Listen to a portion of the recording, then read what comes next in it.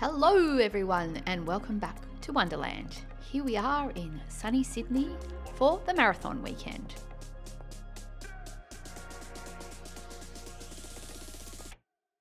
The city was all abuzz with lots of scaffolding and lots of runners. 10 hours later. Here we are at the expo. There were people of all shapes and sizes getting ready for their run, be it the marathon, which was the main event, the 5K or the 10K. At the expo, everyone was frantic to pick up their bibs, but they were also frantic to get a hold of the Sydney Marathon merchandise. Brought to you by ASICS.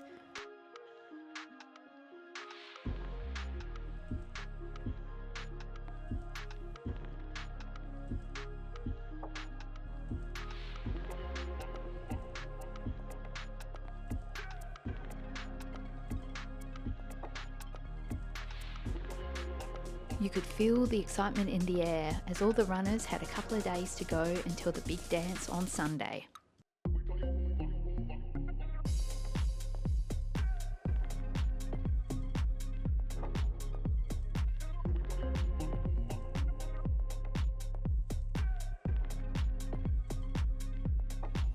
While it is exciting to see all this merchandise and a great expo, some people really do treat the place like shit. Look at all these clothes. It's ridiculous. Fold it up, people. Whoa, would you check out that elevation profile? There's going to be some uphills and some downhills. Sydney is now the 7th race in the World Majors, and you can see here by the medals, but more of this later on.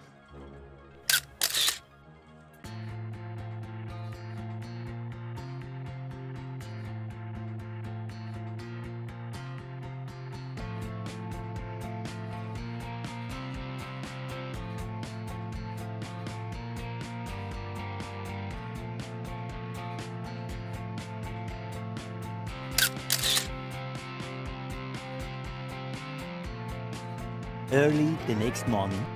I'm getting my coffee in and I'm also pinning on my bib because I am running the mini marathon, and by mini we mean 5 kilometres. Yay!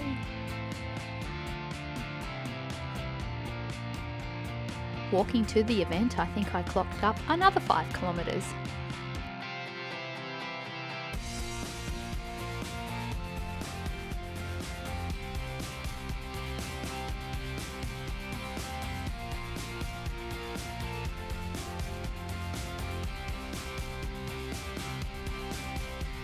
It was a picture perfect morning. It was a little chilly, but there wasn't a cloud in the sky, and it looked like it was going to be one of those days you just wanted to be out and about and going for a run.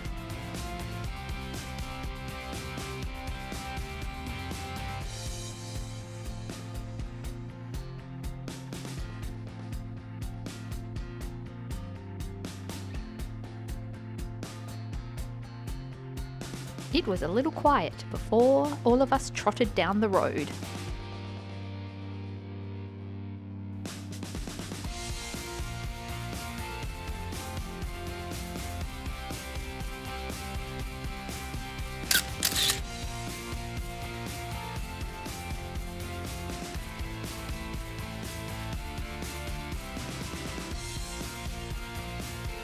Once you got into the Botanic Gardens and the park areas surrounding, you could see that the crowds were starting to build. I needed to do a nervous wee.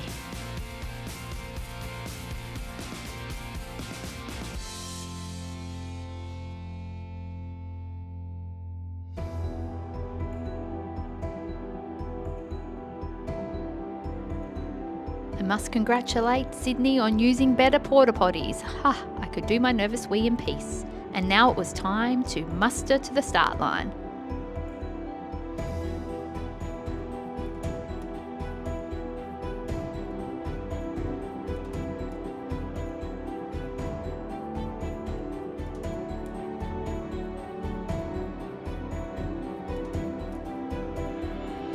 Before I'd even started, the people who were winning the 5K were already on their way home.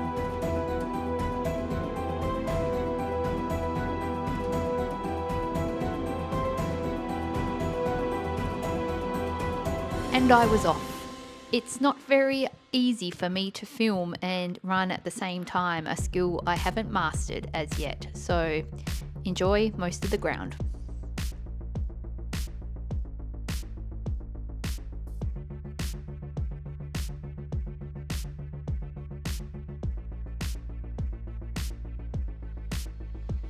Here I am on the home stretch down Macquarie Street, and it's all downhill, my toenails hitting the edge of my shoes. It was quite a steep downhill, so lots of feet flapping here, there and everywhere.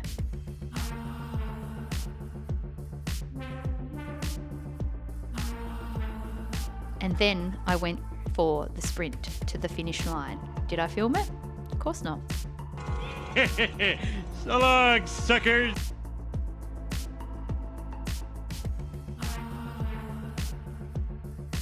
With my blistering pace, I made it to the finish line, right in front of the iconic Opera House. This will be the same finish line they use for the marathon on Sunday. I was so glad, even though I was only doing the 5K, that I could share this opportunity as well. Here's my mini bling.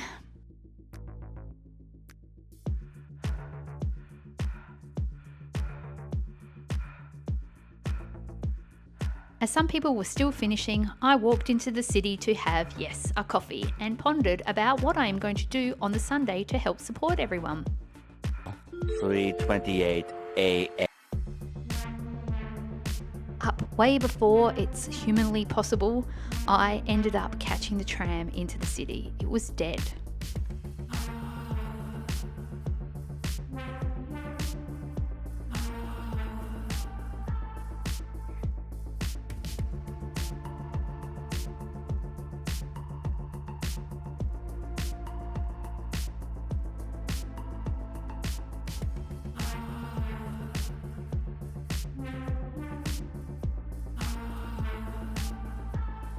Being up this early was also a great opportunity to see Central Station, not busy also.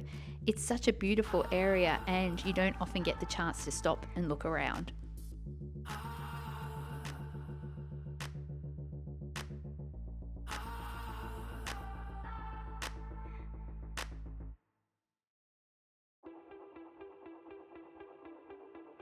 More like-minded people with fancy sneakers started to fill the station as well.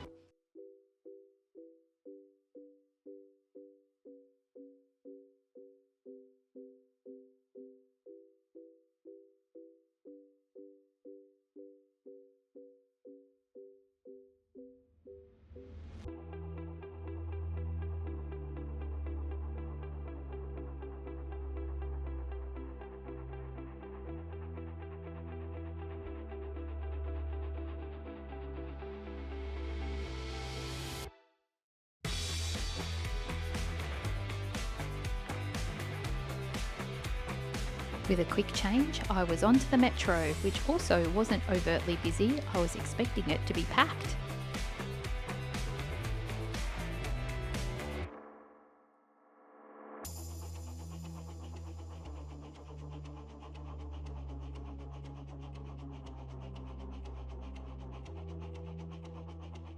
But once we got out of the metro, this is where all the people started to swell. You can see all their fancy sneakers, some wearing security blankets to keep themselves warm because it was freezing out there.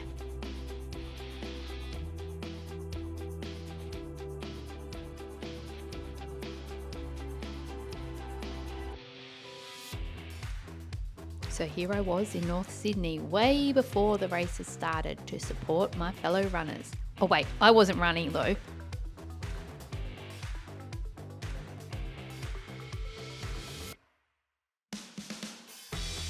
The organisers are cruel, making all the runners walk up this massive hill before they get to the start line.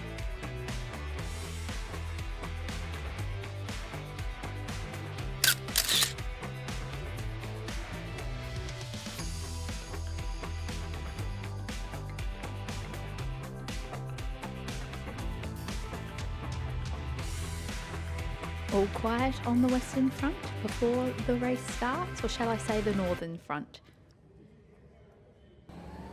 Kicking off the race were the wheelchair pros. They were flying.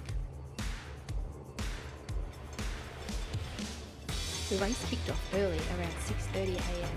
It was freezing. I was wearing my puffer jacket and I was still cold. I apologise in advance for the vocal woos next to me for this next segment. Some people are super eager. However, it was a great atmosphere overall, so let them be.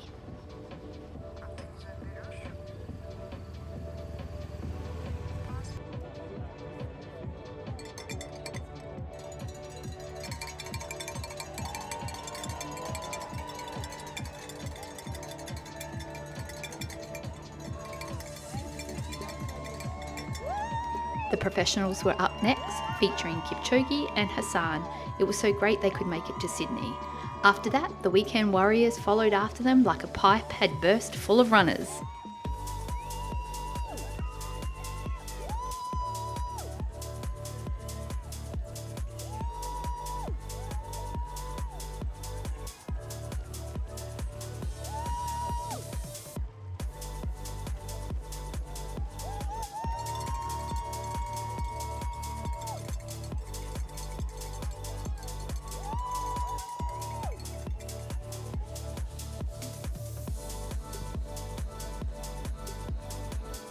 The start was also very steep downhill, which you could see was on a lot of the runners' minds, their feet pushing forward, the pressure on their knees.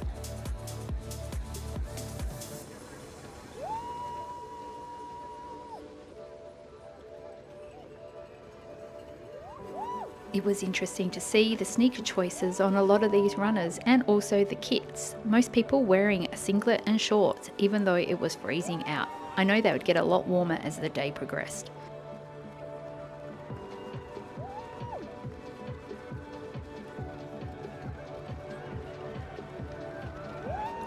I love it when people dress up for the marathon. I saw someone dressed as a potted sunflower, a Slurpee machine, and of course a few Supermen and Spider-Men.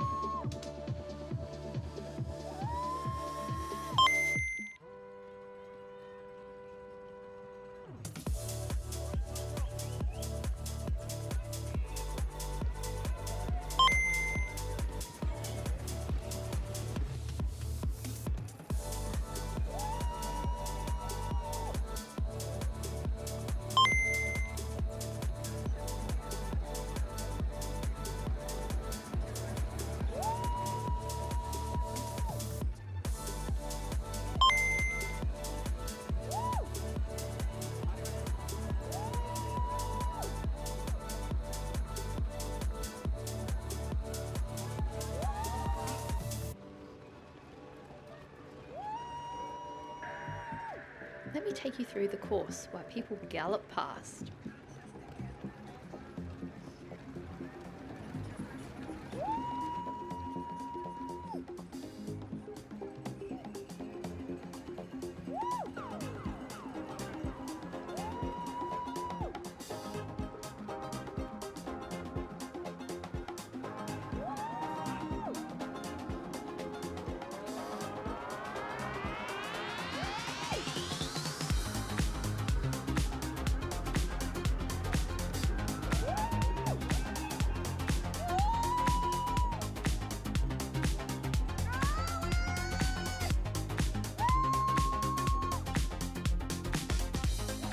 The adventure begins in North Sydney on Miller Street, the highest altitude point of the course and at the same ground as the Olympic Marathon.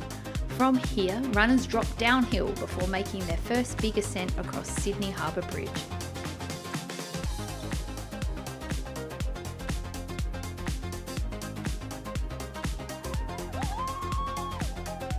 After a nearly 60-metre descent, the route weaves through Piermont Street before looping back towards Barangaroo Reserve at around the 10k mark. The Museum of Contemporary Art adds a splash of architecture before runners continue past the greenery of Hyde Park. At the 15k mark, the course tilts upwards on Oxford Street. Check out the drag queens, one of the Sydney's most colourful and energetic avenues. It's a climb that demands effort, but the reward comes quickly as runners are treated to a downhill stretch, legs flying before settling into a rhythm again. The middle stages of the marathon provide a chance to focus on rhythm and pace. A long, straight and relatively flat stretch along Anzac Parade takes runners through halfway and beyond. This fast section is ideal for finding consistency, but the mental challenge kicks in with a 180-degree turn back towards the city, forcing athletes to reset and push on. I would have been spent after the first run downhill on Miller Street, just saying. The closing stages of the race brings runners to Centennial Park, a leafy and green space in the suburbs of Sydney. Here, the course winds steadily past Moore Park, the Sydney Cricket Ground and Allianz Stadium, with fueling stations offering a vital boost. At this point, there's about 10 Ks left to go. Let's hope you've still got some toenails. The final kilometres are pure Sydney magic. Runners sweep past St Mary's Cathedral, then at the 40k mark enter the Royal Botanic Gardens, where the harbour views tease the finish line ahead, because you're going uphill again. The course concludes with one of the most dramatic finishes in world marathoning, the Sydney Opera House, gleaming against the water, where athletes can take their final triumphant strides and likely selfies. With an overall elevation gain of plus 313 metres and a total descent of minus 396 metres, runners will experience a net drop of minus 83 metres. Expect early climbs, a mix of downhill breaks and a steady final stretch that makes pacing strategy crucial.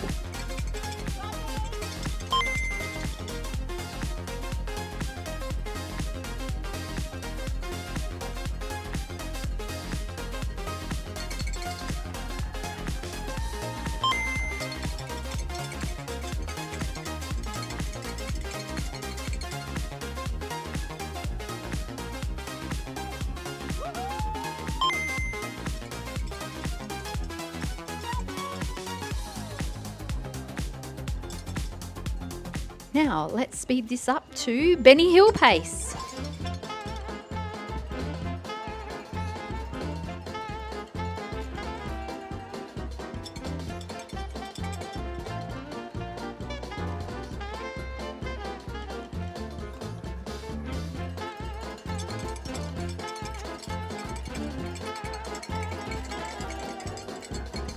If you're crazy enough or determined enough to finish all 7 majors at any one time, you will get this wonderful medal with all 7 stars included.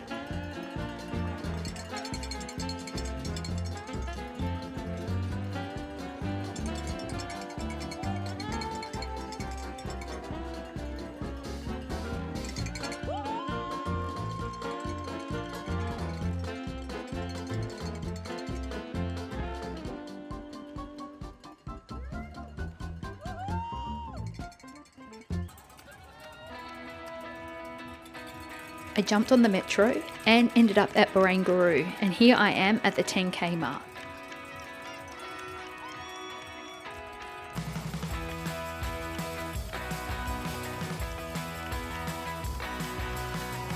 It was great to get up close and personal to the runners, giving them high fives, and even after 10 kilometres you could see the strain on some of their faces. However, a majority of them looked fresh as daisies.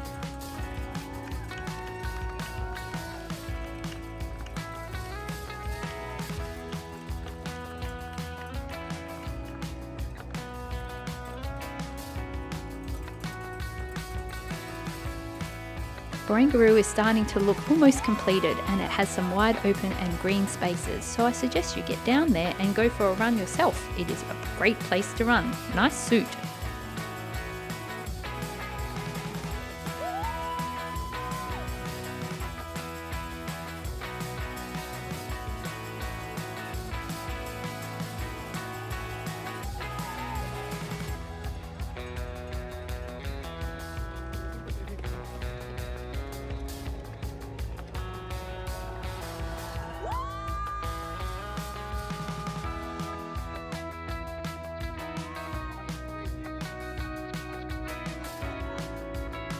The sun started to peek out, causing these beautiful long shadows. It was such a gorgeous morning.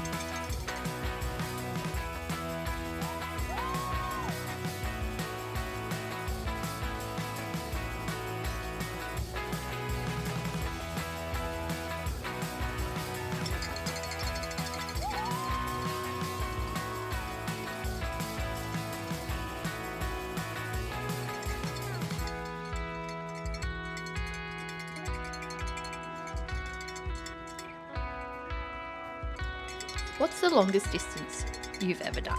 Have you ever run a marathon? Let me know in the comments.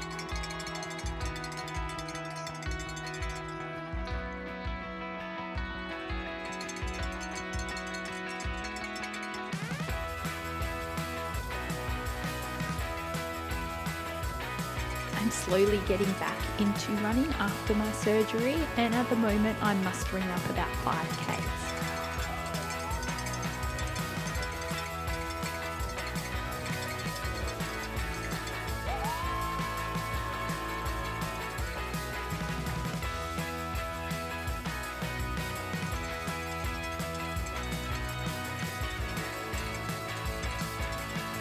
My biggest achievement to date is that I've run a half marathon in trail running distance, and I also obviously did a half marathon as part of my half Ironman, but I've never ventured into the world of marathoning.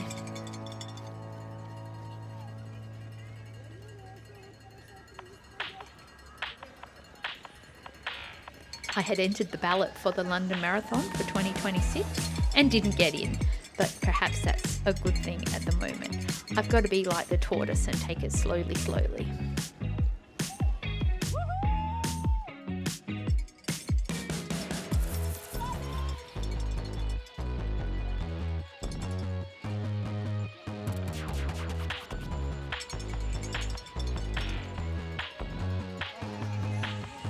I really admire the people at the back of the pack. They work hard to finish their marathon, often being out there for 7, 8, 9, 10, 11 or 12 hours. And it's just so motivating to see them out on the course.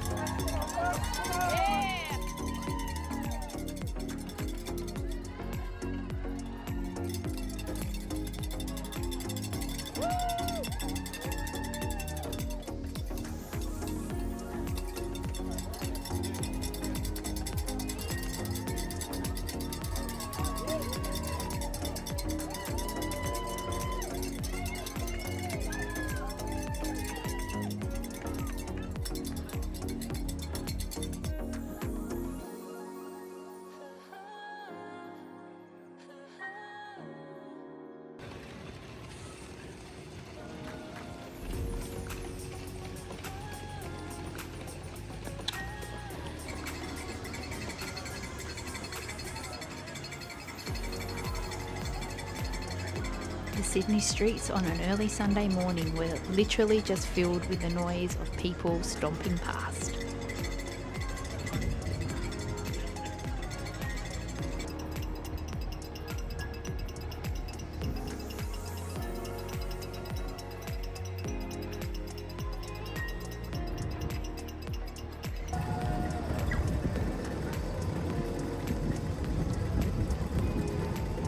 Heading into the narrow streets of the city, you could see that in Pitt Street that things were getting a little bit close. But if you needed to do a poo or a wee, the toilets were right there for you. I wasn't game.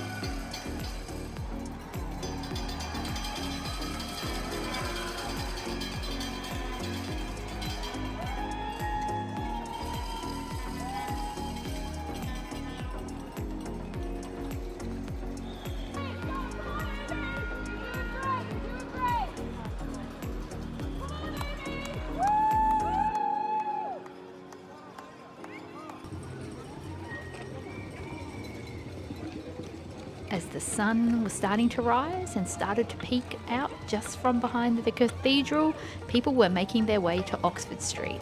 At least it opened up now and the streets were a bit wider. Watching the runners run in the opposite direction can sometimes be a little bit daunting, but is often great when you get to see the pros run past you.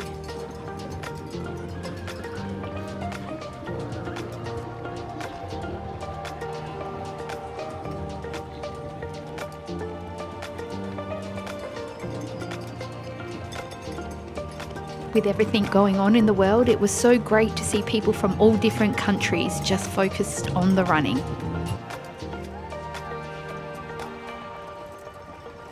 Thanks to the amazing volunteers who help keep you hydrated, full of Powerade, and keep your guts churning for all those kilometres. They do a great job.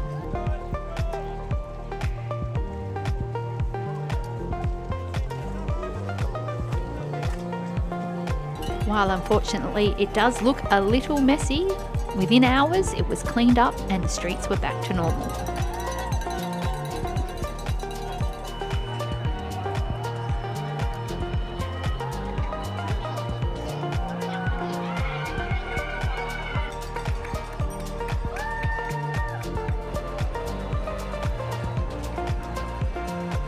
Although Oxford Street is on a hill, you never realise how high up it goes until you actually run it.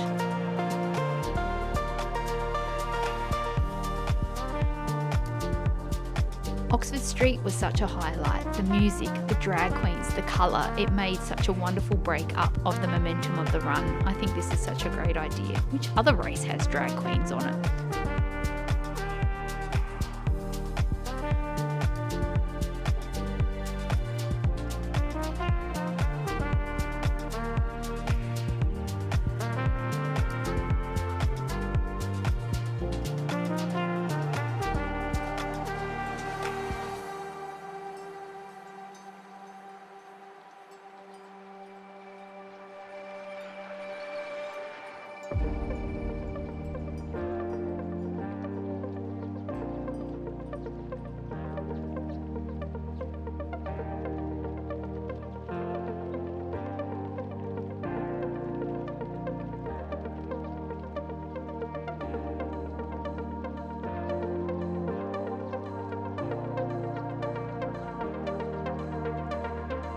The sun was now out, although not really hot.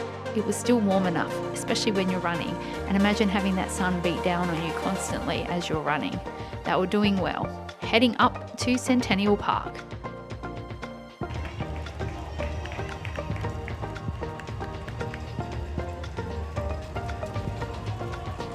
While my own little legs were getting tired from walking around the whole course, I found myself plonked just before Oxford Street, watching all the runners heading back home.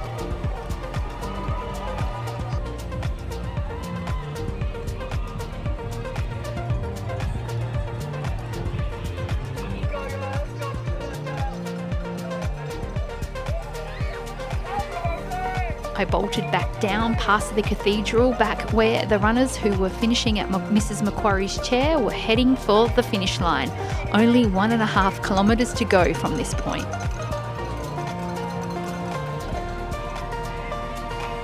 At the 41 kilometre mark with only a kilometre to go, right near the State Library and Parliament House, some of the runners probably wanted to check out a book, Why Did I Do Marathon Running? A Guide for Beginners. They were almost home, their feet probably burning, their joints aching, but now it was time for the downhill.